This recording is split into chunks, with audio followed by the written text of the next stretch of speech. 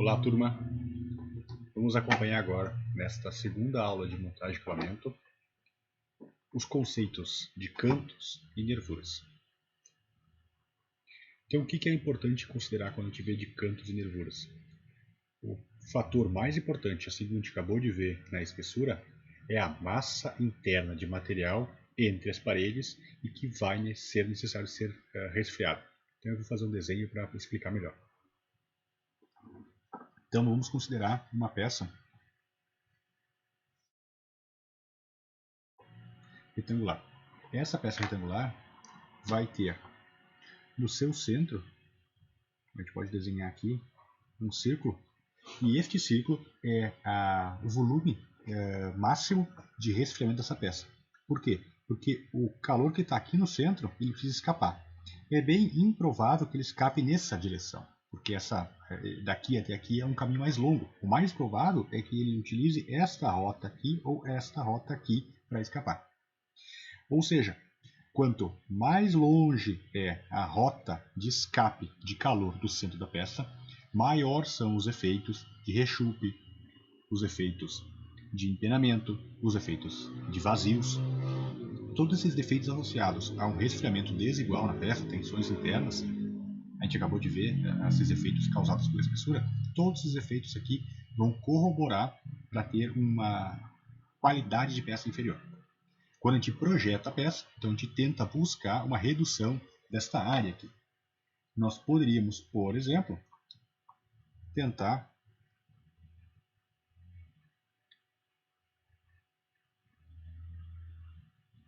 fazer uma peça que lateralmente tem as mesmas dimensões,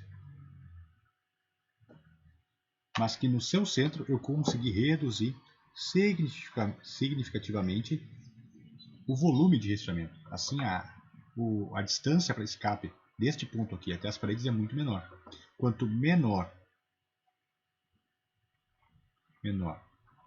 a distância de escape de calor,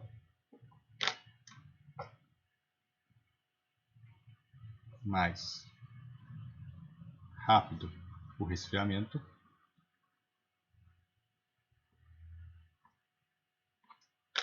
e também maior a resistência da peça naquele ponto. Além disso, nós temos menos defeitos.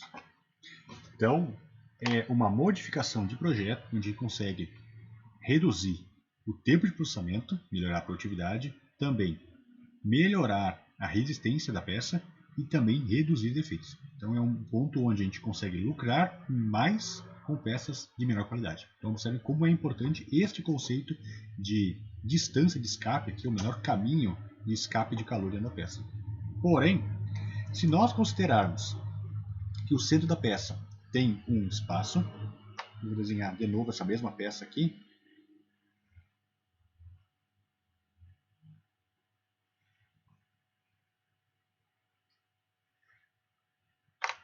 então aqui nós temos uma área que eu posso desenhar, um volume que vai necessariamente ter um caminho de escape de calor, porém, eu posso considerar que neste ponto aqui, por causa deste alargamento, o círculo que eu desenho aqui dentro é maior. Mesmo que a distância dessa parede aqui fosse 5 milímetros e desta parede fosse 5 milímetros, mesmo que o desenho não está na escala, mas que as paredes fossem idênticas, a possibilidade de ter um escape aqui, um aumento dessa parede, me faz com que eu consiga desenhar um círculo maior. Se eu desenho um círculo maior, e aqui parece pouco, mas esse círculo pode ser 20 a 30% maior do que o círculo que eu tinha originalmente na parede, isso vai me obrigar a ter uma distância de escape de calor também maior. Se a distância é maior, eu diminuo a minha capacidade de resfriamento eu aumento a minha tensão, então reduzo a resistência da peça e aumento a probabilidade de defeitos. Os defeitos, nesse caso aqui, podem aparecer na forma de rechupe nesta região. Então isso é muito importante levar em consideração. Vou virar a câmera aqui, se não está me vendo direito. Agora sim. Então por isso que é tão importante esse quesito aqui de volume ou área que eu posso desenhar dentro da peça. Quando eu falo de cantos, e aí que é a aula de hoje, a gente vai considerar o seguinte. Imagina que eu tenho uma peça simplificada com tanto o ângulo externo quanto o ângulo interno, ângulos retos. Ângulos retos significam que não tem nenhum alívio, nenhuma curvatura, nem nesse ponto, nem nesse ponto. Opa, perdão. Com isso, o tamanho do círculo que eu desenho neste local aqui e neste local aqui, eles têm uma proporção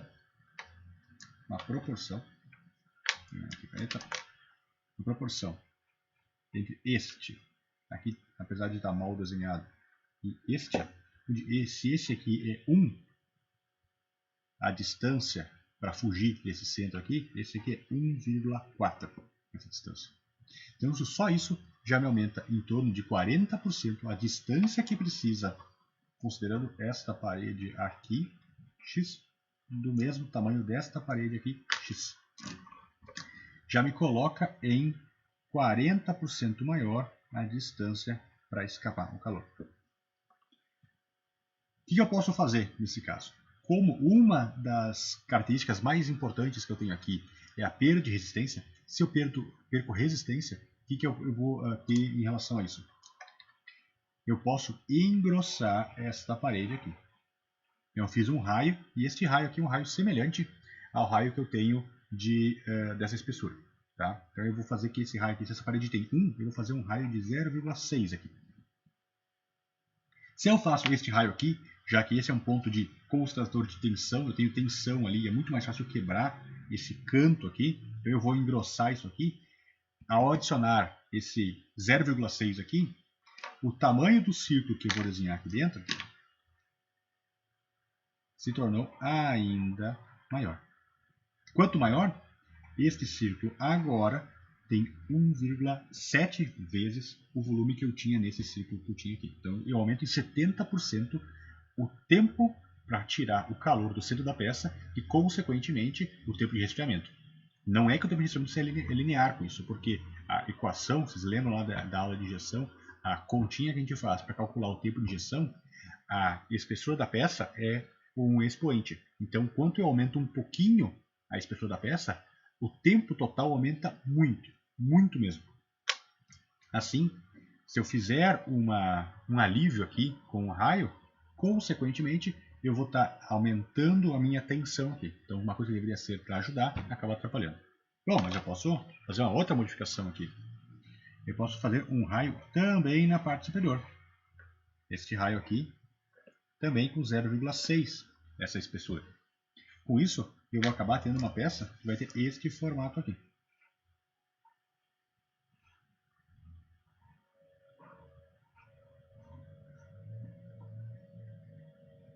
Isso é suficiente? Se eu considerar que este raio aqui tem 0,6 e este aqui 0,6 e este tamanho aqui, eu posso chamar de tamanho T, 0,6T, o que eu obtenho? O tamanho que eu tenho do círculo aqui é bem semelhante ao tamanho que eu tinha deste círculo original aqui, onde eu não tenho ângulo nenhum ali, um raio nenhum. Então este aqui tem em torno de 1,4 e esse aqui também tinha em torno de 1,4. Fazer raios similares nos dois lados ajuda, mas não resolve. Qual que é a melhor hipótese quando a gente tem algum canto numa peça? A gente poderia fazer um raio para aliviar, tanto para melhorar o fluxo, fazer o preenchimento dessa peça aqui. Se eu entrar com o material por aqui, é muito mais fácil fazer o preenchimento se eu não tiver esse canto vivo, como se tivesse a curvatura aqui. Mas no melhor dos casos, eu posso fazer um raio interno de 0,6. E um raio externo muito maior. Não sei se eu consigo mostrar para vocês aqui. Este é o raio interno, este é o raio externo. E este raio aqui é de 1,6. Que é a minha espessura de parede aqui, que eu chamo de T. Então eu vou pegar o T 0,6 e nesse caso aqui eu vou fazer T mais 0,6T. Então é o T, a espessura de parede, se essa parede tem 1 milímetro é 0,6 mais 1, então fica aí com uma parede de 1,6. Neste caso aqui, o tamanho que eu fico de círculo aqui é igual ao tamanho de círculo que eu fico aqui. Então esse círculo aqui tem 1 de volume ou de área, a distância para sair do centro até a parede, aqui também é 1. Assim eu tenho um resfriamento contínuo nessa peça. E é tão importante isso aqui que eu consigo melhorar o resfriamento, conseguir melhorar a peça em si pela sua resistência, eu consigo reduzir defeitos e ainda facilita o fluxo de material. Então o preenchimento fica muito melhor. Esse aqui então é o melhor dos casos. De longe é o sistema que deveria ser adotado em todas as peças. Porém, a maior parte das vezes a gente tem dificuldade de executar esse sistema aqui, porque é um sistema que determina que a geometria muitas vezes tem uma curvatura muito grande. Depende do tipo de peça que a gente faz, por causa do uso ou por causa da manufatura, a gente não consegue atingir esse ponto aqui. Mas então, em termos de cantos, esse é o melhor dos mundos. Dando sequência. Além desses cantos que eu tenho, eu vou tratar agora um pouco desse sistema aqui, onde um canto não é um encontro de uma parede com outra, que seria uma tampa de uma caixa, por exemplo. Isso tem uma peça aqui que eu posso mostrar para vocês. Não separei nada. Mas se eu tenho uma parede e dessa parede eu tenho um reforço que sai do centro dela. O que a gente vai enxergar a partir disso? Nesse caso, a gente tem a mesma coisa. Eu tenho uma parede e eu tenho uma segunda parede que sai do centro dela.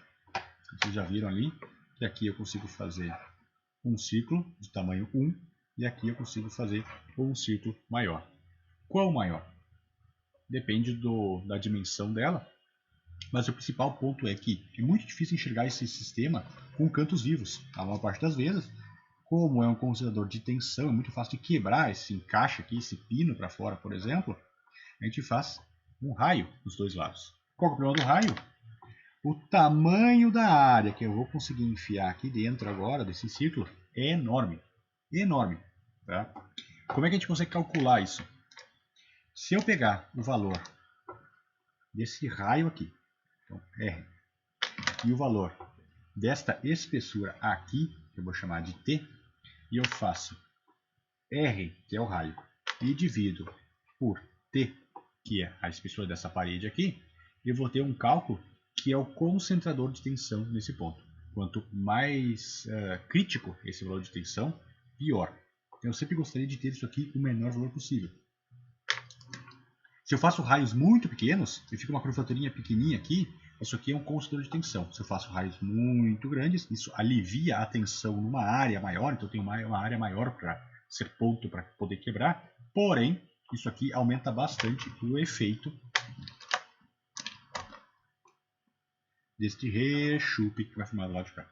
Então é um jogo onde eu tenho que tentar melhorar isso aqui de um lado, essa relação entre R e T, e por outro lado eu vou acabar piorando este defeito localizado. Vou mostrar isso aqui para vocês na apresentação. Então imagine o seguinte, aqui nós temos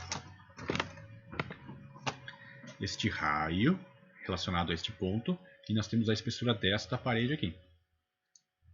Então acho que não estou chegando meu mouse.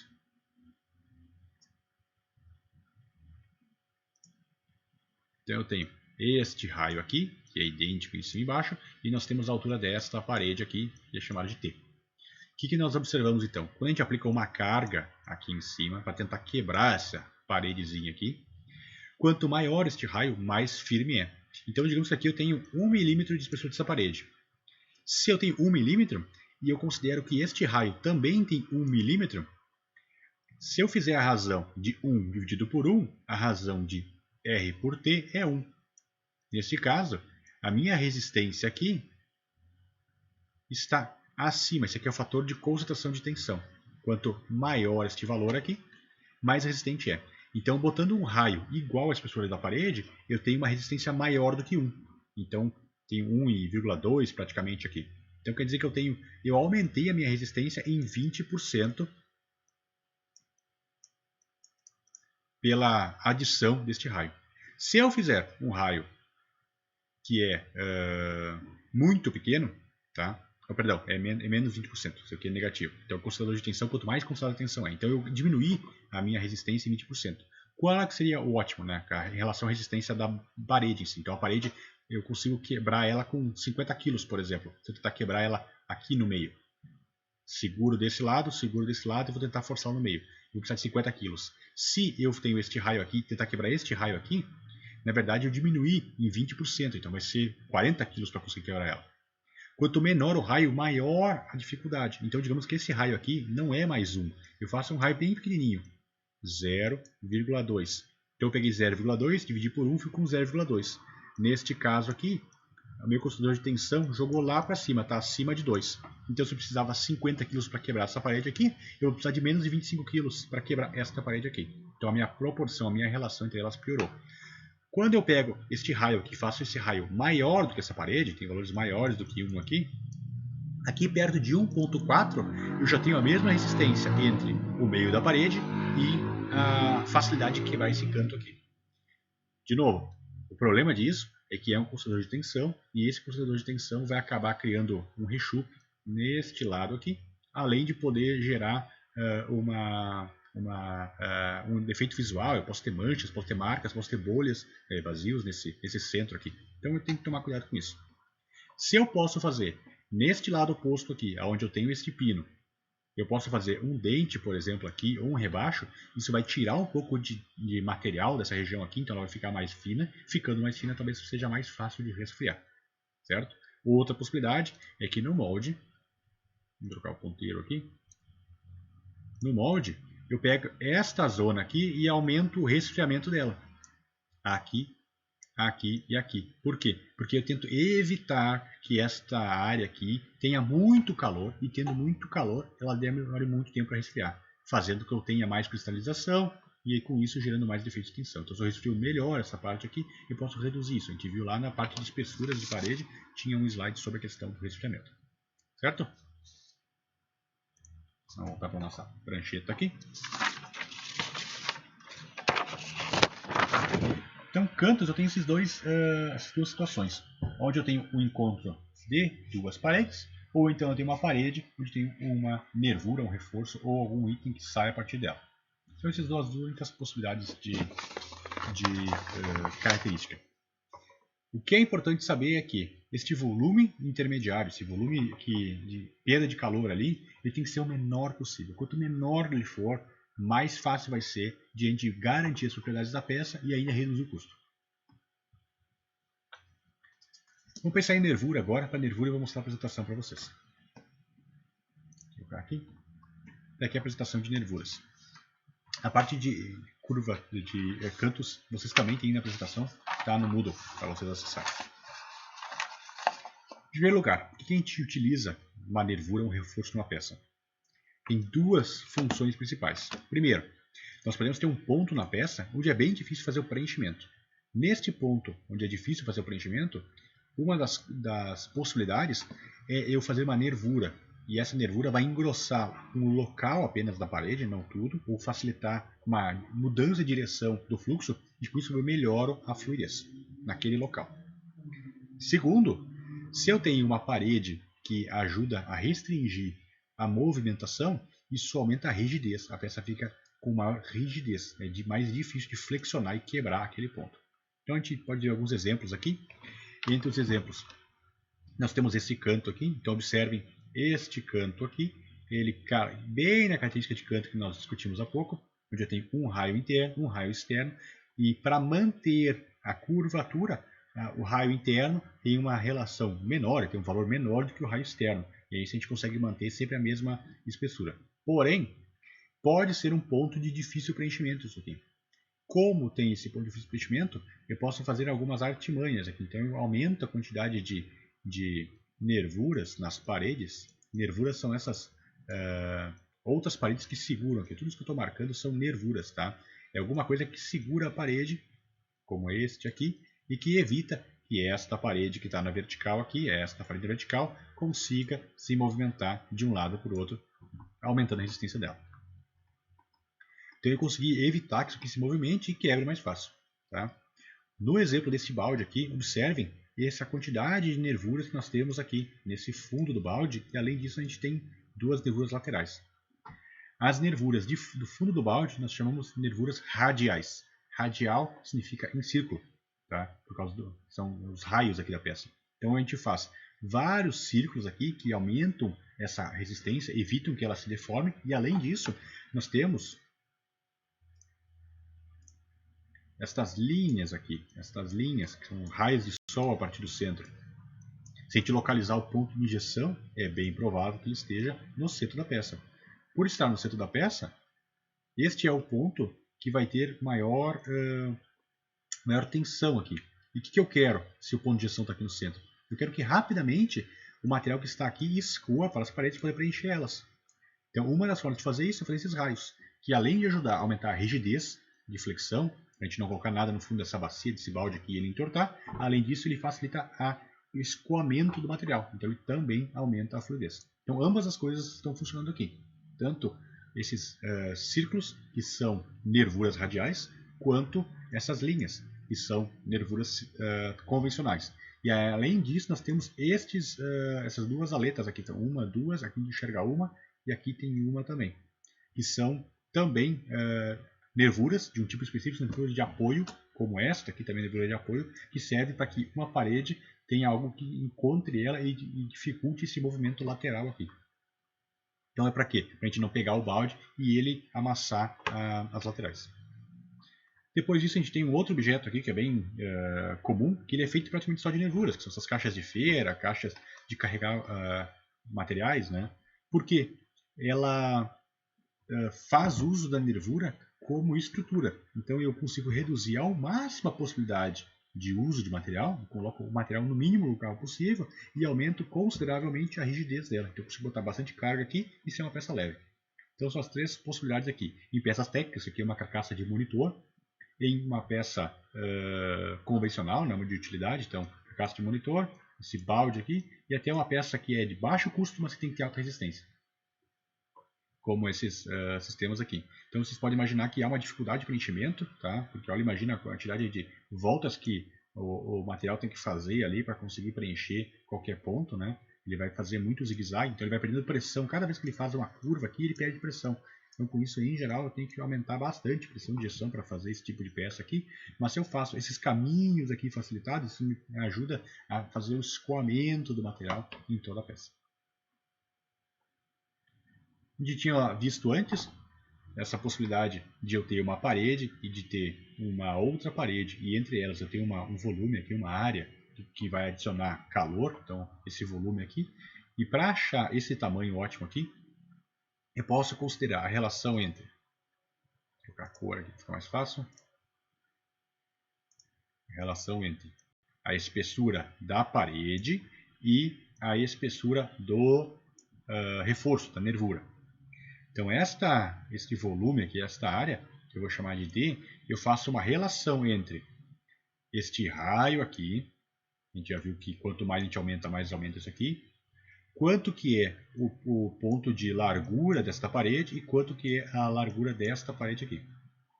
Então se eu fizer uma relação entre D, que é o volume que nós temos aqui, em relação à espessura de parede, ou a largura do reforço, este aqui, a largura deste reforço, em relação a este aqui, uma divisão de espessuras, se eu considerar um raio de 1, ou seja, é o mesmo tamanho que eu tenha dessa nervura aqui, se essa nervura aqui tem 5 milímetros, eu faço um raio de 5 milímetros aqui, um raio bem graúdo, o que eu tenho? Eu tenho que a espessura dele é consideravelmente maior do que se eu tiver um raio de 0,6 e um raio de 0,4. Então aqui eu consigo saber a relação deste volume aqui, desse D, em relação a T.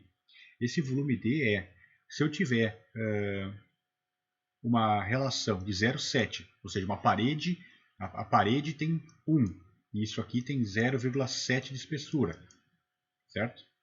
Eu vou considerar aqui. Se eu tenho um raio de 0,4, eu vou ter a área para resfriar, vai ser em torno de 1,25. Se eu tenho um raio de 0,6, eu vou ter que resfriar 1,30 e poucos aqui, 1,32 e 1,33. Se eu tenho um raio 1 igual ao do meu reforço, eu vou ter quase 1,45 para resfriar. Então com isso eu consigo aumentar consideravelmente o tempo de resfriamento, porque eu acabei aumentando este raio aqui. E é muito comum chegar esse aumento de raio aqui nas peças. Você tentem achar carcaças de eletrodomésticos, por exemplo, batedeira, liquidificador, que você consegue desmontar, é muito comum. Tanto em peças técnicas quanto em peças de brinquedo, carcaças de computador, são exemplos bem significativos. Uma das formas de evitar isso, tá? Imagine essa caixa de feira aqui. Tá? Cada um dos encontros entre uma parede e outra, vou formar uma cruz. Então essa cruz aqui eu vou fazer um raiozinho já para facilite o meu escoamento, não dificulte demais a minha passagem do fluxo que vem de um sentido, que agora vai ter que trocar de direção, além de seguir em frente. Então é difícil de fazer esse cruzamento aqui dessa rua. O que eu posso fazer? Eu posso criar o que eu chamo de castelo. A gente vai ver na próxima aula castelo, no próximo vídeo. Onde o castelo faz o quê? O castelo obriga a diminuir a quantidade de divisões. Então aqui eu vou dividir o fluxo só em 2. Aqui eu vou dividir de novo ele só em 2. Mesma coisa aqui, ou para cima ou para o lado. E aqui eu vou juntar dois fluxos e emendar eles e vou diminuir o efeito dessa emenda que eu vou ter por aqui. Tá? Por quê? Porque a emenda vai acontecer aqui, mas ela é empurrada para frente e ela acaba perdendo o seu efeito. Na parte de solda fria, na quarta ou quinta aula, nós vamos ver com mais detalhes esse efeito. O que é importante então? É perceber que esse tipo de característica aqui adiciona uma considerável área para resfriamento. Quanto maior a área de resfriamento, mais eu vou ter que ter problemas para resfriar isso aqui. Então o ciclo que eu desenho aqui é muito grande. Em compensação, os ciclos que eu desenho aqui são menores. Eu tenho um ciclo aqui, um ciclo aqui, um ciclo aqui, um ciclo aqui. Apesar de eu ter 4 ciclos, nenhum deles vai ter tanto tempo de resfriamento quanto o ciclo dessa emenda aqui. Então, além disso, este sistema de resfriamento, esse pino interno aqui, pode também me ajudar a ter resfriamento. Eu consigo, inclusive, fazer raios maiores, 0,75, enquanto que nesse eu consigo chegar até 0,6, por exemplo. Então, eu consigo fazer uma parede melhor, utilizando um castelo. Esse castelo está apresentado neste desenho aqui. Vou tirar essa riscalhada. Vocês podem ver, por exemplo, aqui, ou aqui, ou aqui. Então eu tenho uma nervura aqui, uma nervura aqui. E para junção dessas duas nervuras, eu já faço um pino que provavelmente vai servir também como uma forma de colocar um parafuso ou um pino que vai encaixar a outra parte da peça. Então ele tem múltiplas utilidades. Se eu quiser calcular a capacidade de uma nervura em resistir a uma força, então eu estou enxergando a peça de frente aqui, estou enxergando ela de lado, tá? Então se eu vou pegar essa peça aqui e vou tentar, então as nervuras estão nesse sentido aqui, e eu vou tentar quebrar essa peça aqui, tá? Ou melhor, deixa eu trocar esse sentido aqui, fica mais fácil, por exemplo. Ou melhor, vamos para o papel. O papel é mais fácil de representar isso. Então digamos que eu tenha uma peça. Eu quero o quê? Eu vou prender ela aqui e eu vou ter um esforço nesse sentido. Então, o mais provável é que essa peça entorte para cá e quebre aqui em cima, não é? Então, para evitar que essa peça entorte, qual que é uma das possibilidades que eu tenho? Eu posso adicionar nela nervuras neste sentido aqui. Então, se eu olhar essa peça em corte aqui, o que eu vou enxergar nessa peça é uma peça que tem este formato aqui.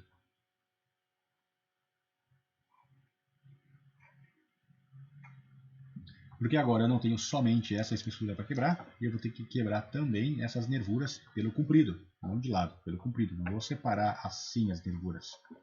Eu vou ter que quebrar elas nesse sentido aqui, e não separar uma da outra. Isso vai aumentar bastante a resistência. O que é a vantagem da nervura, em primeiro lugar? A nervura, eu consigo pegar uma parede que teria que ter uma altura, uma espessura aqui que eu vou chamar de T, uma espessura, e consigo transformar numa parede mais fina. E agora eu vou usar as nervuras. Então a parede aqui tem 0,2 T, mas a resistência, juntando com as nervuras, a resistência é igual entre elas. Então em ambas as paredes eu tenho a mesma resistência. Eu consigo calcular isso por esse esquema aqui. Então esse esquema aqui trata da relação de resistências. Então a resistência 1 elas são iguais. E aí eu vou fazer o seguinte: quanto mais grossa a nervura, mais para lá. E quanto mais alta a nervura, mais para cá. Então se eu tiver uma nervura bem alta e bem grossa, eu vou ter uma altíssima resistência.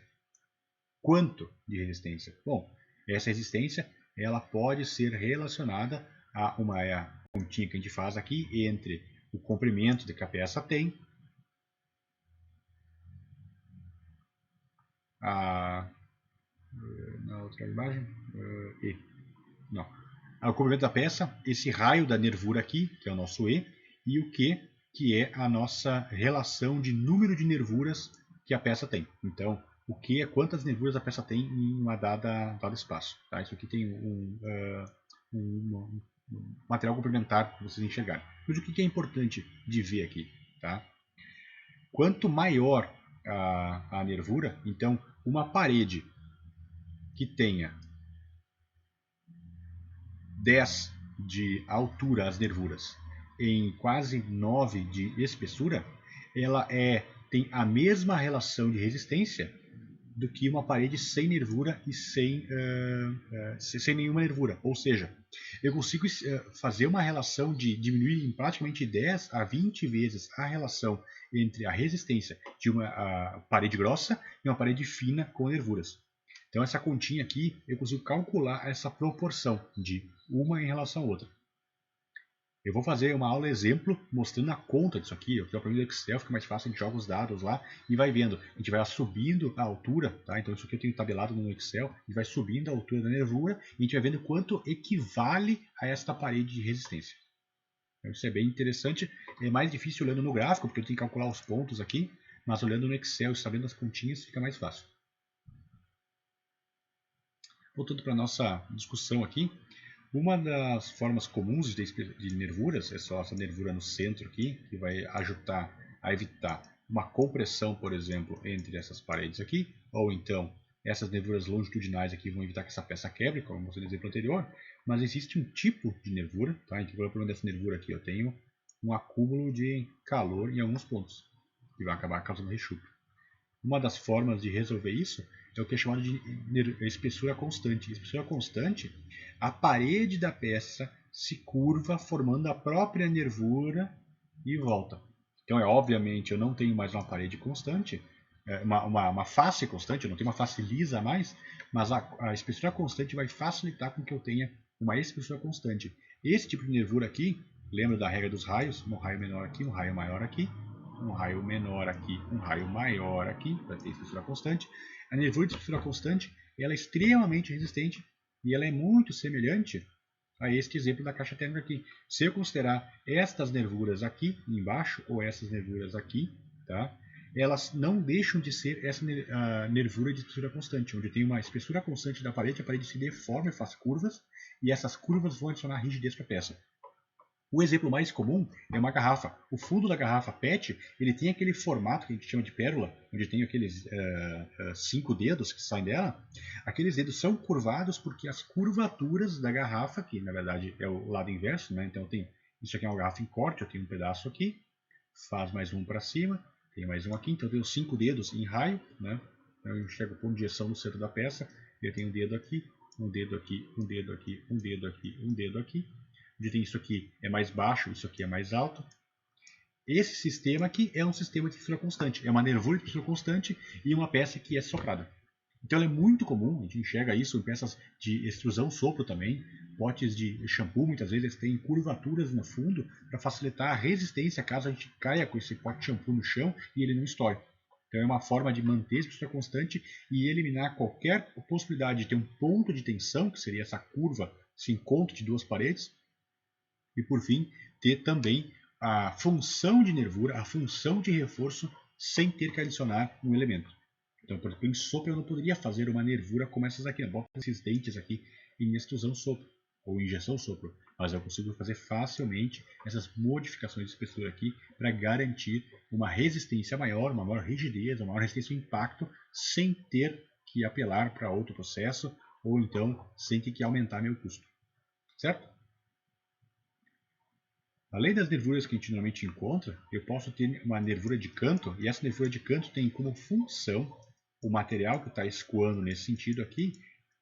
Se eu tivesse um canto vivo aqui, esse canto vivo poderia dificultar muito a minha passagem de material. Então ele vai vir até aqui, ele vai bater aqui e depois ele vai dobrar. Então eu formo um ponto de acúmulo de tensão muito crítico. Então vai ser facilmente de quebrar. Esse ponto aqui é um ponto que vai ter uma demanda de resistência, vai ser muito ruim. Em lugar disso, o que eu posso fazer é fazer... Minha caneta sumiu. Então o que eu posso fazer é uma facilitação dessa curvatura aqui, fazendo uma nervura. Então além de ser uma nervura e além de ajudar a aumentar a resistência localizada nesse ponto, ele também facilita o que eu tenha um fluxo não orientado do material. Então as cadeias não estão orientadas todas de um lado e depois todas do outro.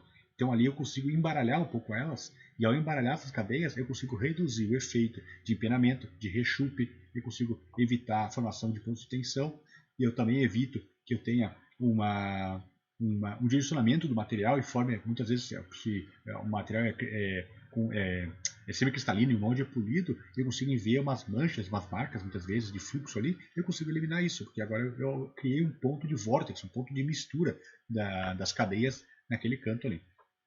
Então isso é bem interessante, além de ter efeito reforço, ele tem efeito de ajudar no processamento. Outra possibilidade, tá, é eu ter as nervuras no centro da peça, então a parede aqui eu tenho umas nervuras, e em vez de eu fazer a nervura completamente lisa, o que eu posso fazer aqui, eu vou desenhar isso para ficar mais fácil de enxergar, é eu ter uma nervura, em vez de eu ter uma parede, e fazer uma nervura bem enquadrada no centro dessa parede, então a parede continuaria para lá, é uma peça grande, para ter uma nervura aqui para resistir a um esforço específico, o que eu posso fazer é pegar essa nervura aqui, e fazer ela com este formato aqui, com os cantos arredondados, e fazer em alguns pontos nela uma maior espessura. Poxa, professor, mas vai aumentar a espessura da peça? Sim, vai aumentar a espessura da peça. Mas, em compensação, isso aqui vai permitir que o material chegue aqui e ele troque o sentido dele. Então, isso embaralha um pouco o fluxo e elimina que eu tenha uma preferência de fluxo muito grande. Porque se o fluxo ficar numa peça como essa aqui, onde o material está vindo por aqui, está preenchendo toda a parede aqui, e depois vai subir. Então, imagine que eu tenho isso aqui. Então o material está avançando aqui, ele está avançando, ele quer avançar para frente, porque essa parede de baixo é muito mais fácil dele seguir o movimento, e ele tem dificuldade de preencher isso aqui. Então observe que eu tenho um sentido de cadeias na parte de baixo e um sentido de cadeias na parte de cima, que eu gero uma ponto de tensão aqui, aonde que vai quebrar essa nervura, provavelmente bem aqui na base. Para evitar isso, eu crio o que a gente chama de torre, que são esses reforços mais gordos aqui. Com isso, quando eu olho essa peça de lado agora, e eu tenho aqui uma parte mais grossa, o preenchendo vai acontecer o quê? O material vai primeiro subir por esses pontos aqui, então o material está avançando, ele vai tentar entrar aqui, mas ele tem facilidade de subir esses pontos aqui, porque ele é mais largo, e depois ele se espalha para as laterais. Então observe que eu tenho uma parte do material avançou nesse sentido, uma parte avançou nesse sentido, uma parte avançou nesse sentido, uma parte nesse sentido, uma parte nesse sentido, uma parte nesse sentido. Então com isso eu embaralho um pouco alinhamento do fluxo do material aqui e aumenta a resistência. Então é bem interessante isso aqui. Tá? Isso que ele é auxiliar de preenchimento. Tá? São canais mais espessos no meio da minha peça aqui. Eu posso ter isso em várias vezes. Isso é mais difícil um pouco de enxergar, tá? Nos exemplos aqui eu não tenho nenhum deles que tenha essa característica, mas é uma das funções ou capacidades de um projetista fazer que mais ajuda em melhorar o desempenho de um elemento. Seguindo então, nervuras de apoio, nós temos uma parede e eu posso, para segurar essa parede aqui, que é exatamente o que eu falei, que facilmente poderia quebrar aqui embaixo, eu posso botar uma nervura de apoio de um dos lados ou até em ambos os lados eu posso segurar ela aqui. Posso botar duas nervuras segurando ela. Essas nervuras vão evitar que eu tenha um dobramento dessa parede aqui, aumentando consideravelmente a resistência dela. Nesse caso aqui, o que eu tenho é esse tipo aqui de resistência, tá, de nervura de apoio. Essa nervura de apoio ajuda aqui, se eu forçar o balde para dentro, eu vou segurar o balde e vou apertar ele, ou colocar uma coisa dentro que eu tentar puxar para fora, vai evitar que ele se rompa nesses cantos aqui. Ele vai aumentar a rigidez do material. Então é uma das formas bem importantes de nervuras. Eu conto o caso de... eu comprei um balde de lixo plástico pequenininho, de 5 litros, para a cozinha. Para botar lixo orgânico. Depois de uns 3, 4 meses, eu fui na mesma loja e comprei um outro. Eu queria para botar o lixo reciclado, pequenininho, também botar na cozinha. O primeiro era completamente liso, o balde. O segundo, ele já tinha várias nervuras, tanto nervuras radiais de fundo, quanto nervuras de apoio. Então vocês pensem comigo. Em algum momento, pegaram o molde que estava produzindo peça, tiraram da máquina, levaram para o setor de matrizaria, modificaram esse molde, tiveram que fazer várias modificações nele que não são fáceis de fazer esses rasgos no molde, voltar com isso para a máquina, reprogramar a máquina, fazer um novo setup, uma nova partida de molde, que foi modificado agora, fazer ajustes nele para voltar a processar. Então foi um enorme custo para a empresa ter todo esse tempo parado e esse investimento no molde. Por que foi feito isso? É bem provável que o primeiro molde acabou, o primeiro tipo de peça sem nenhum tipo de nervura acabou dando muito problema, teve reclamação de clientes, acabaram voltando as peças. Então o custo de continuar fazendo peça ruim é muito alto. É melhor parar com a peça ruim e começar agora a focar só em corrigir o problema. Então, de novo, um bom projeto, além de melhorar o processamento, melhora a resistência da peça, reduz o custo e ainda pode facilitar o tempo de resfriamento. Então, nesse caso especificamente aqui, é bem provável que a empresa tenha ganhado com uma modificação do projeto, mesmo que tenha o custo adicional de ter que modificar a peça. Certo? Então, é só um exemplo para ilustrar que isso aqui é bem comum de acontecer, esse tipo de característica de modificação nas peças. A gente não faz a primeira vez, os clientes reclamam, o produto volta, então a gente vai ter que modificar ele numa segunda oportunidade. Nervuras de apoio são bem comuns em peças técnicas. Observem essa peça aqui. Essa peça é um protetor de alternador de carro ou de caminhão, agora não lembro. Tá? Mas aqui dentro fica o alternador, que é uma espécie de motor que gera energia elétrica conforme o motor gira ele. E observe a quantidade de resistências que tem isso aqui. De resistência de nervuras, de reforço. Né? Além de ter nervuras radiais, tem nervuras convencionais. Percebo que aqui eu tenho provavelmente onde vai o parafuso, como o parafuso vai prender com bastante força, encher de nervura nele. Observe que todos os pontos que eu tenho a possibilidade de enfiar nervura nele eu coloquei. No outro lado também eu tenho aquela nervura de parede constante, né? Que eu apresentava para vocês, essa daqui de espessura constante. Observe que aqui a parede vem por baixo, depois ela sobe e fica mais alta, ela vem por baixo, ela sobe e fica mais alta, ela vem por baixo, ela sobe e fica mais alta, ela vem por baixo. Por quê? Porque isso também adiciona resistência a essa estrutura. Provavelmente eles não podiam utilizar esse tipo aqui de nervura do outro lado, porque é uma nervura que acaba atrapalhando a montagem, ou tem que se apoiar em alguma coisa, então utilizar esse outro sistema aqui, ou é difícil de parafusar. Então observe a quantidade de nervuras que tem essa peça aqui, para vocês terem uma ideia da importância de nervuras.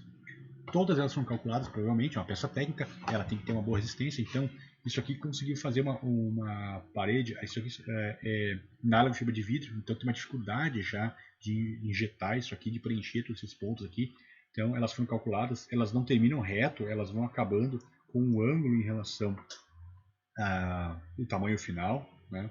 Então observem o nível de talhamento que essa peça tem aqui, para conseguir aumentar a resistência. Provavelmente a gente vai ter bastante força desse eixo aqui, ele não poderia movimentar para os lados, né? Então isso aqui é uma forma de aumentar a resistência desse sistema. Como é que eu calculo isso? Né? Eu tenho cálculos, eu posso determinar a espessura da minha parede entre as duas laterais aqui, então entre esta parede, a lateral e a parede do fundo. Então entre a parede lateral e a parede do fundo, eu vou botar a nervura. Essa nervura de apoio, que é também semelhante ao balde aqui, entre esta parede e esta parede, eu vou botar a nervura. Quanto mais grossa essa parede, melhor. Eu posso determinar a distância entre essas paredes aqui. Aqui eu tenho alguns dados que podem auxiliar. Então, dada a espessura da parede e o fundo, eu vou determinar aqui qual é o tamanho da minha nervura. Idealmente, o tamanho da nervura, que eu chamo de C aqui, ele deveria ser igual à espessura da parede.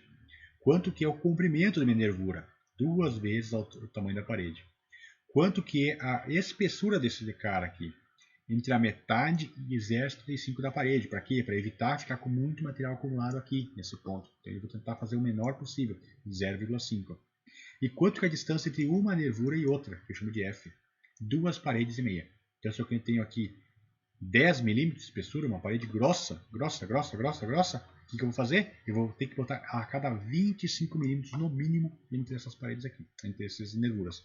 Menos que isso, eu posso acabar reduzindo o desempenho dele, então ele não é tão efetivo, e além disso aumentando demais o calor numa região da peça, porque tem muito material, muita massa naquele ponto ali, e vou ter dificuldade de resfriar como um todo.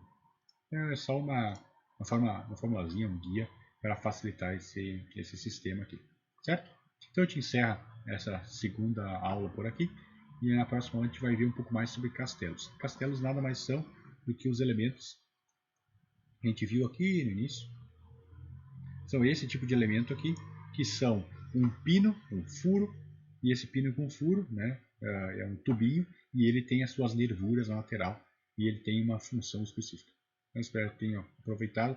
Até daqui a pouco.